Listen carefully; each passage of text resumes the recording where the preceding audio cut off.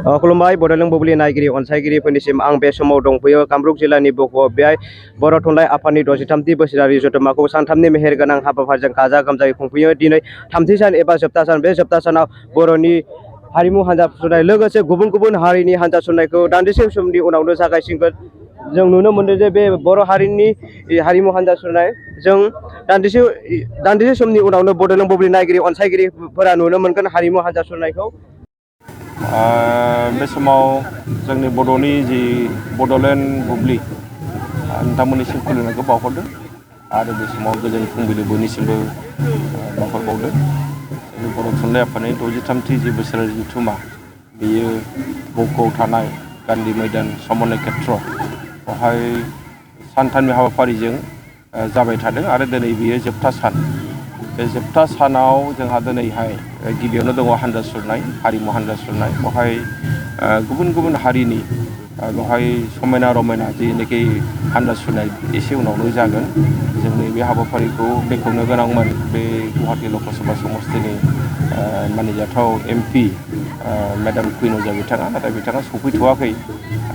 जिखियानो जाया मानो बे हाबाफारिया दसे उनाव जागोन आरो बेनि उनावनो जोंनि जि गेवलां मेल, बे गेवलां मेला बहाय जागोन। आसामनि गिबि मन्थ्रि बिथाङा बहाय फैगोन, जोंनि बिटिआरनि चिफ बिथाङाबो बहाय फैगोन, लोगोसे बर' कसारि वेलफेयार अट'नमास काउन्सिल बेनि चिफआबो बहाय फैगोन, राभा हासं अट'नमास काउन्सिलनि चिफ बहाय फैगोन आरो जोंनि गाहाय आलासि हिसाबै साहित्य एकाडेमिनि लेङाइ आफादगिरि प्रफेसर कुमुद शर्मा बिथाङा जोंहा दंफैखायो, बिथाङा सफैखाबाय।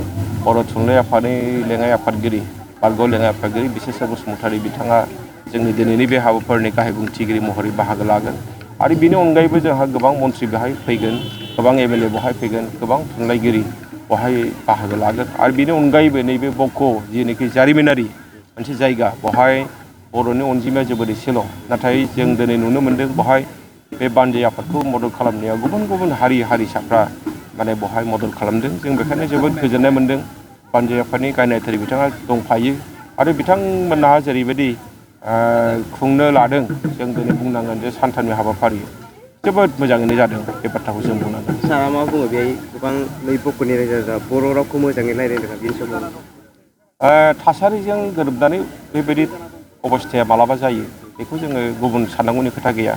बिथांमोना रावा बर' रोंजोबाबाबो बिथांमोननि जि सेन्टिमेन्ट, बे सेन्टिमेन्टआ बर'यैनो दङ। जों जि बाथ्राखौ सिन्था खालामो बिथांमोनाबो बेखौनो सिन्था खालामो। जों जि खामानि मावनो लायो बिथांमोना जोंखौ अराय थुलुंगा होयो। दिनै बिथांमोननि सेन्टिमेन्टआ गोख्रोंखायनोथ' जों बेवहाय फैनानै 63थि बर' थुनलाइ आफादनि बोसोरारि जथुम्माखौ खुंनो थाखाय खाबु मोन्दों। नङाबाथ' जों बेखौ खुंनो हानाय नङामोन आरो जों खावलायगोन जे बिथांमोना नंगौ जोङो गावनि रावखौबो जों लाखिनाया मोजां। जिहेथु बिथांमोना बर' हिसाबैनो रायजो जाबायबा जोंनि रावखौबो जों लाखिनांगौ, जोंनि हारिमुखौ जों लाखिनांगोन, जोंनि थुनलाइखौ जों फोथांनांगोन। जोंनि सिनायथिया बर'जोंनो सिनायथि, जिहेथु बे बिथिङावबो जों नोजोर होनांगोन। आं बिथांमोनखौ खावलायदों बे जथुम्मानि उनाव निस्सय बिथांमोनाबो मोजां खोथा सिन्था खालामगोन आरो जों बेबायदि राव आरो जोंनि थुनलाइ फेहेरनायाव बिथांमोना जोंखौ मदद खालामगोन। बर' थुनलाइ आफादनि 63थि बोसोरारि जथुम्मा कामरुप जिल्लानि बक' बे समन्वय खेत्रआव जादों आरो बेनिनो थामथि साननि गिबि हाबाफारि हिसाबै गुबुन गुबुन हारि माहारिनि हारिमुवारि हान्जाफोरखौ लानानै हान्जा सुरनाय जादों आरो बे हान्जा सुरनायनि गेजेरजों गुबुन गुबुन हारि माहारिफोरनि गेजेराव गोजोन खौसेथि आरो गोरोबलायनाया फैगोन, बेखौ मिजिंथिनाय जादों आरो बे हाबाफारियाव बक' ओनसोलनि गुबुन गुबुन हारि माहारिनि गासै रायजो राजाफोरा बाहागो लानानै बर' थुनलाइ आफादनि बे जथुम्माखौ जाफुंसार होनायाव बिथांमोना मदद होदों।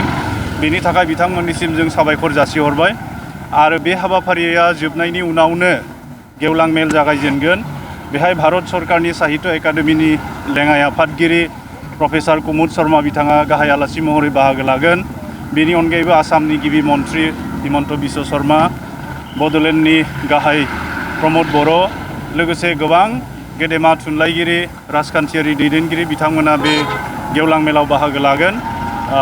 बे हान्जा सुरनायाव बाहागो लानायनि थाखाय आङो बक' ओनसोलनि गुबुन गुबुन हारि माहारिनि जे हारिमुवारि हान्जा आरो लोगोसे रायजो राजा बिथांमोननिसिम साबायखर जासिहरदों।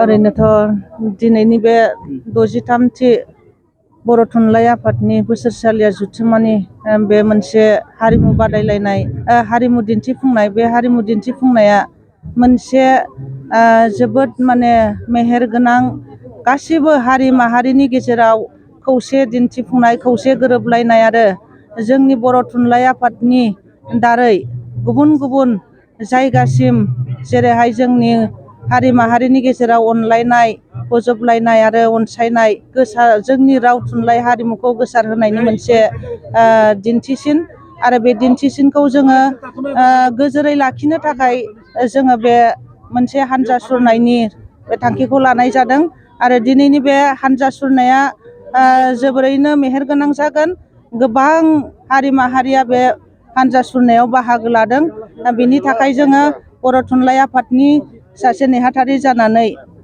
बयनिसिमबो गोजोन हामग्लायनाय जासिहरदों जाहाथे बे हान्जा सुरनाया मोजाङै मोजां जाफुङो।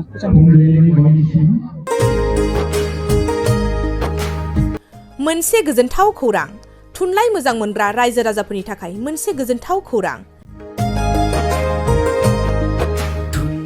थांनाय बोसोरफोराव खुंफुंबोनाय बायदिनो बिटिआर सरकारनि दैदेननायाव बे 2024 मायथाइयावबो गोजोन आरो खौसेथिखौ सिगाङाव दोननानै थामथि क'क्राझार थुनलाइयारि फोरबो एबा क'क्राझार लिटारेरि फोरबो खुंफुंनो साखाफारा जादों। 2024 मायथाइनि जानुवारि दाननि 27, 28 आरो 29 जानुवारिसिम सानथामनि मेहेरगोनां हाबाफारिजों गोजोननि नोगोर क'क्राझारनि बड'फा कालचारेल कमप्लेक्सआव थामथि क'क्राझार थुनलाइयारि फोरबोखौ खुंफुंनो साखाफारा जादों। बे फोरबोनि गाहाय थांखियानो जादों बर' राव थुनलाइखौ बुहुमाव सिनायथि होनायजों लोगोसे बे फोरबोआव गुबुन गुबुन हादरनि गुबुन गुबुन हारिनि थुनलाइ लिरगिरिफोरनि रोंगौथिखौ फोरमायलायनाय बेनिखायनो गासै रायजो राजाफोरखौ लोगोसे गोसो गुदुं थुनलाइ लिरगिरिफोरखौ बाहागो लाफैनो थाखाय बानजाय आफादा खावलायहरदों। हारिनि राव थुनलाइ जौगाहोनो गायसननो हारि